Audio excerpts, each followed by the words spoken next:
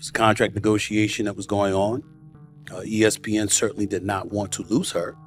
But in the end, she made a decision to walk away from the show effectively. But don't ask me the details, because I'm not going to tell y'all the details. That's none of y'all business.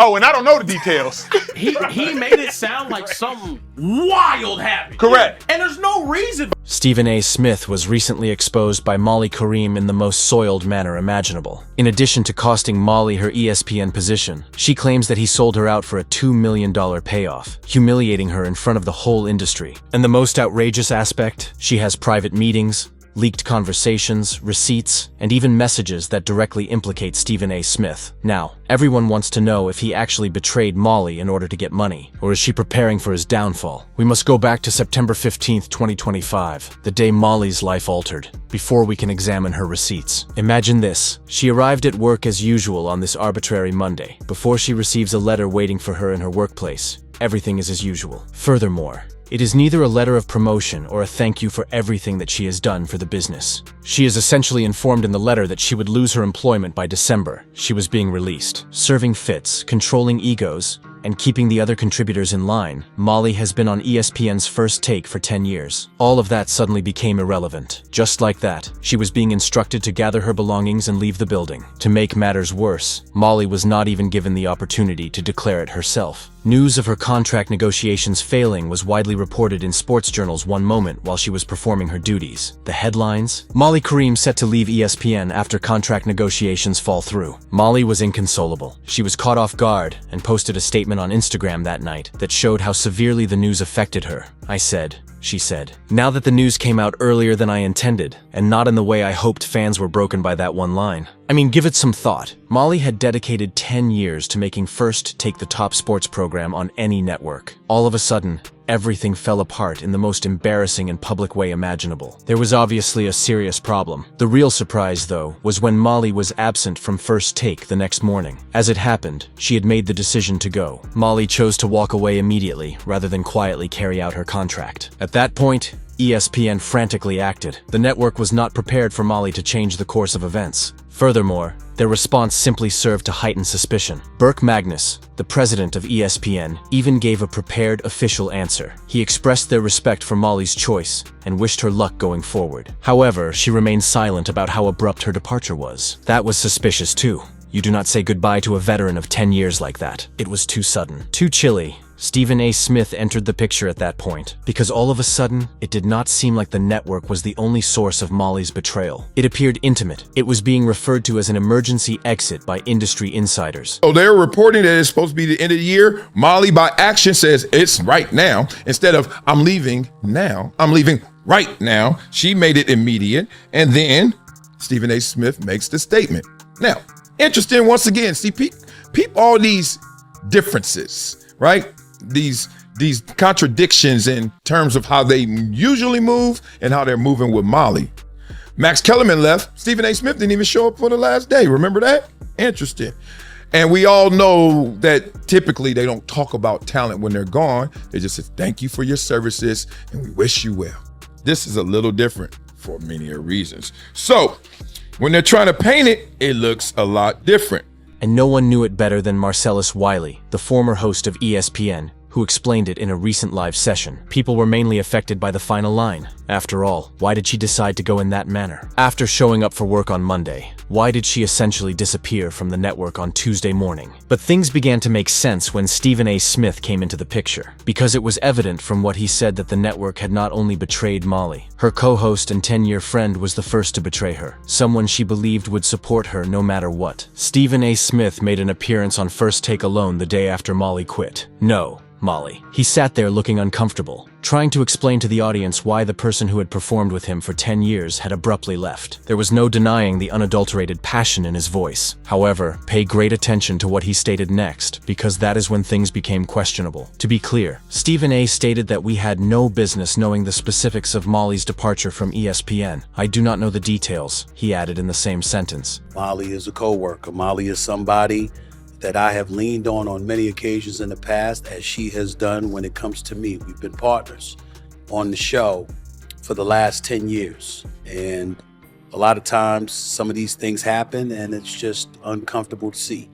The details, quite frankly, are none of y'all business. But it's not as if I know all the details.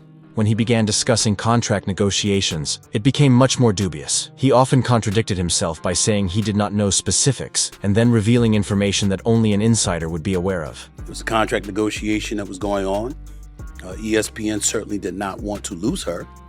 But in the end, rather, she made a decision to walk away from the show effective immediately. As you see from her Instagram post, her Instagram story last night. Molly's silence, however, was more powerful than the supporters' side-eyeing of him, because she omitted one very specific name from her farewell post. It seemed as though he was present in the room while the choice was being made. He seemed to know far more about it than anyone should. However, it was Molly's silence that surprised people more than Stephen A's words. In the farewell statement she released on her Instagram account, she thanked the fans, the show, and the other people she worked with. Stephen A. Smith was the one name she omitted. Not once, not even casually. To put this in perspective, when hosts leave a show, they usually make an effort to greet their fellow hosts. Shannon Sharpe took 10 minutes after leaving Undisputed to thank everyone he had worked with and to drop names. However, she could not bring herself to even name Stephen A. Smith in her farewell speech, despite years of working closely with him to create one of the most popular shows in sports media history. It was best expressed by this industry insider. Then a report comes out. That report comes out the next morning. Instead of Molly showing up to work, she puts out an Instagram post. And in that Instagram post, you guys remember, one thing she didn't mention was anybody by name, including Stephen A. Smith. Now, I've left a show or two before, and trust me, you're going to name some names when you leave that. Just think about Shannon Sharpe when he left Undisputed. Goodness, it took about 10 minutes of all the names he dropped. That's my point. Molly didn't do that. So that lets you know already there's some friction behind the scene. They are correct too. It was clear from Molly's exit that she did not wish to leave in silence. She wished to draw attention to herself. What better way to make that point than to make Stephen A. Smith, the man who deceived her and destroyed her career, host the evening himself, and have to awkwardly explain why she is no longer able to attend. At this point, there were a lot of rumors circulating in the sports media, but no one was really sure what had actually transpired. However, when additional information began to come out from Stephen A. himself, things changed, and it became increasingly clear that he was the one who had deceived Molly.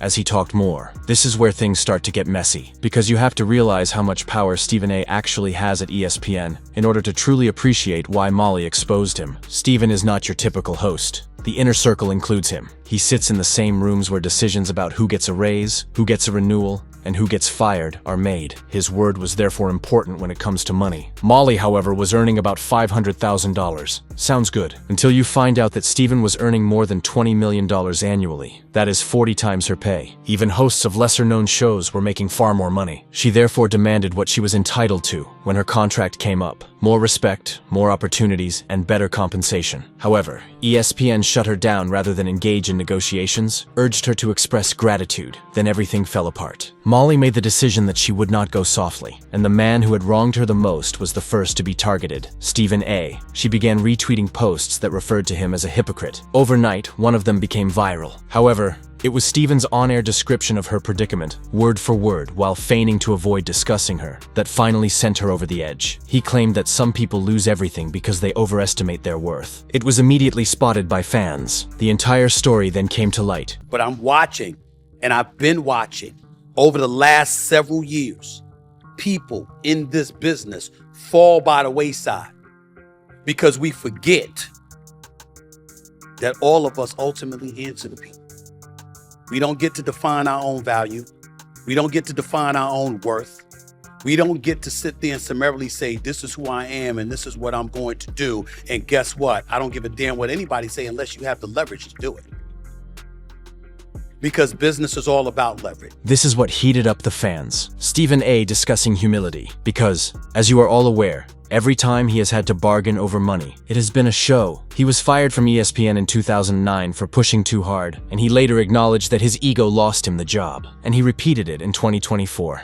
To get a raise, he went on a full press run and made comparisons to Dak Prescott. Fans cried foul when the same man eventually betrayed Molly Qerim, the one person who had helped him get to the top. The reaction was immediate. Podcasts, YouTube, and Twitter, he was being pulled by everyone. The most bizarre aspect of it all? Stephen A. has not spoken since he began being hauled. As though he realizes that keeping quiet is his best course of action at the moment, he has remained silent regarding the Molly Qerim problem. His words will just fan the flames that are already flaring. Molly has not finished speaking yet. ESPN was mistaken if they believed she would leave quietly, because she will not simply end her relationship with Stephen A. Smith. She will continue until she finds the source of the rot, and not just Stephen A.'s reputation will be at stake. When that occurs, the whole channel will be involved. Who will be the next person on her kill list? For Stephen A. is only the first step.